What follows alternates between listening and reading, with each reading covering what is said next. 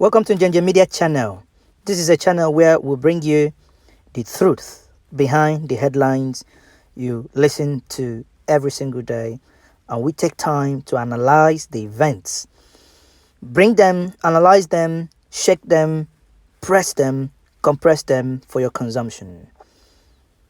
Today, let us review the comments made by Professor Obi Nwakanma, where he said, "It is clear that Igbos has ignored President Buhari." He wrote, "By now, it should be clear to any Nigerian observer that Igbos are ignoring President Muhammadu Buhari and the APC administration. As far as the majority of Ndiigbo in Nigeria are concerned, Buhari is now inconsequential, and his party, the APC, is irrelevant to the future and the aspiration of Ndiigbo, who very much unambiguously made their political choices even in the last election held in February 2019. For one more time, the Igbo votes was a referendum on Buhari and the APC.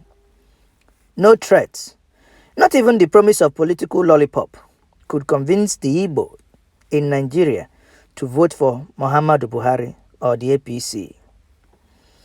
The Orji Kalu, as far as the East is concerned, the APC, at least under Buhari, does not count for much in the future of Igbo nation in Nigeria. It is though the height of mischievous and mischief for Mr. Orji Kalu, the APC senator representing Abia in the Senate, to aver in a recent statement in the newspaper that the Igbos should not expect anything from APC government because, in Kalu's world, the Igbos played bad politics for not voting the APC in the last presidential elections. And Professor Obi Nwakanma dare say, and Njenje Media joins him to chorus, heck no, the Igbos have played politics consistent with the kind of choice granted by democracy. All elections have consequences. The Igbo have known and are prepared themselves for the consequences of their political choices and have neither expressed remorse nor regrets for making those choices. Bring back the election today. Njenje Media is telling you, Ndiigbo will not vote for Buhari. Read our lips. Kalu suggests that Igbos did not deserve to be nominated or elected to become Senate President because they did not vote for APC. And many Igbos say, and so what? Enyin Naya Balibe leads the opposition as the leader of the minority party in the Senate. The Igbos are fine with that. What exactly does being Senate President do for an entire Igbo nation or Igbo population? The Igbo have been Senate President before, haven't we? In what way did he change the lives of millions of Ndiigbo everywhere? Have you forgotten? Yaradua was the president. Buhari has been a president. That means Katsina State alone, within the last 20 years, has produced 2 presidents and have ruled Nigeria close to 10 years. Yet, go to the street of Katsina, you will see Amajeris walking with plates, singing Babiala, Kawokudi Babiala. The point that politicians like Orji Kalu refuses to understand is that Igbos do not really put much store on the symbolic offices, and it is the mindless pursuit of symbolic offices rather than the pursuit of true benefit of politics and political leadership that has affected the Igbo voters much more seriously. So, what will being Senate President get for the Igbo? A few more folks driving around with siren, running our fathers and our mothers over and out of the street all over the Igbo land, and strutting about its self-importance. Invite them for occasion, they will come late, moving around with mopo, causing havoc, mayhem, stealing. That is what they do. The Igbo wants something much more solid. As a matter of fact, the Igbo can afford not to be president of Nigeria if only those who want to be president of Nigeria guarantee them the environment that allow them to thrive and do their things. But in due course, an Igbo shall be elected president of Nigeria, whether those who currently isolate and discriminate against them like it or not. Time and tide will ensure this. In any case, the president has a shelf life and his clock is ticking. He is due out of office in 3 years, and some in some days, and that runs out quickly. The Igbos have the patience to wait out Mr. President Buhari. He is not going to be president forever, and that's the beauty of democracy. The Igbo can afford to wait. It is Buhari who is in a hurry. The wise Igbo knows, because they know the ancient truth. We know that. Ndiigbo in Anambra tongue says, Akufesia Odala. The winged termite might fly all it wants, but it falls in the end to the patient toad. Mr. Buhari and the APC have a right to pursue any anti-Igbo program they wish for the remaining of their period in which they will be in office. The Igbos will still be there when he closes the lead on this administration and consign it to the dustbin of history, because indeed that is where it is headed to. The Igbo will never forget that APC's national political program is right-wing, and its agenda anchored on the clearly anti-Igbo political philosophy.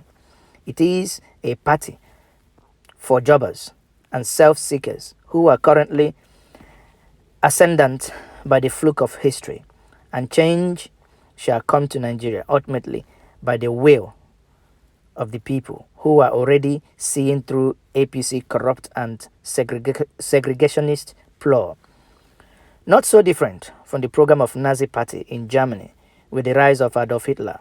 But even the National Socialist, the Nazi has a nationalist vision anchored on iron superiority and the ascendancy, and had the technical capacity to pull it off. But Buhari's Fulani supremacist program anchored on convenient partnership with the Kenuri, and the occasional bird dropping and crumbs he leaves to gushling politicians of the Yoruba West, the handful of how for do Igbo politicians like Kalu, Joseph Kalu, Okorocha, Ngige, and Ogbonnayonu.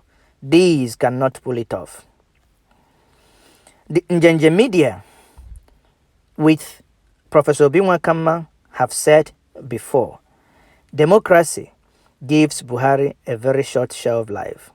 There was once in 1984 when the late Sam Mbakwe was being driven in a Black Maria from the tribunals that the Buhari dictatorship of 1984 had established in Lagos back to the Kirikiri prison. The driver was churlish and rough, and the driver said, "Dey Sam," witty as ever, and sagely said to him, "Driver, be sure that you are gentle with me now that you are on the driver's seat, because if you are not, next time I am on the wheel, I shall not be. I too shall be rough." And as the great Zeke once prophetically said to Babi Asika, "Still drink with power. No condition is permanent. The current experiences of Igbo under the APC-led government and under the presidency of Muhammadu Buhari is temporary setback. And it is a political price the Igbo have chosen willingly to pay. Not voting Buhari and the APC, as far as the majority Ndiigbo are concerned, is the fullest expression of their right to make a free choice to discerning and express difference in the political opinion. Those are rights guaranteed under the Constitution. It is a badge of honor, a very, very badge of honor indeed. Nothing to regret. We regret Nothing whatsoever. What else can Buhari or his party do to the Igbos? Under the law of Operation Python Dance, Mr. Buhari authorized soldiers to invade Igbo land and kill Igbo youth, peacefully protesting injustice and claiming that right of self-determination he has denied, even when he has denied the Igbo appointment and jobs and other benefit of organized government and full citizenship. He has ruined Igbo businesses with targeted policies, closed the gates on government contract against the Igbo. The Southeast remained underinvested by the federal government. But the Igbo are still there, waiting for his time to come. And they shall come. Many Igbos of the mind, therefore, that Buhari and the APC at this stage could do no worse to the Igbos. The Igbo can no longer be intimidated by the threat of neglect or political oppression. They are used to it by now, and frankly, have little expectation from Buhari's administration. The Igbos have resolved to ignore Buhari and wait him out. It is surprisingly how a lack of expectation, how knowing that you have nothing to gain or lose from any government in power, frees you from political anxiety or from political unnecessary expectations of disappointment. Buhari or his party can no longer disappoint the Igbos. He has no such powers over people who have no expectation of the presidency of his party. The Igbos will not be worse of it. The entire apparatus of state, from the presidency downwards to the currently in the control of a region of this country, what the Buhari presidency has done is to set a tone and a pattern for future government of Nigeria. Nigeria now know that an entire apparatus of the nation, from the presidency downwards, can be occupied by one section of the country, and heaven have not fallen. The Igbos watch and learn. When it comes time, credible and purposeful Igbo politicians shall provide Nigeria governance of the most brilliant and astute kind. That time will come because it is inexorable, and Nigeria will not be the same under a government in which the Igbo have a say. Nigeria will be prosperous, respected, internationally sovereign and stable. Nigeria will rebuild its civil service and armed forces and return mediocrity to its place.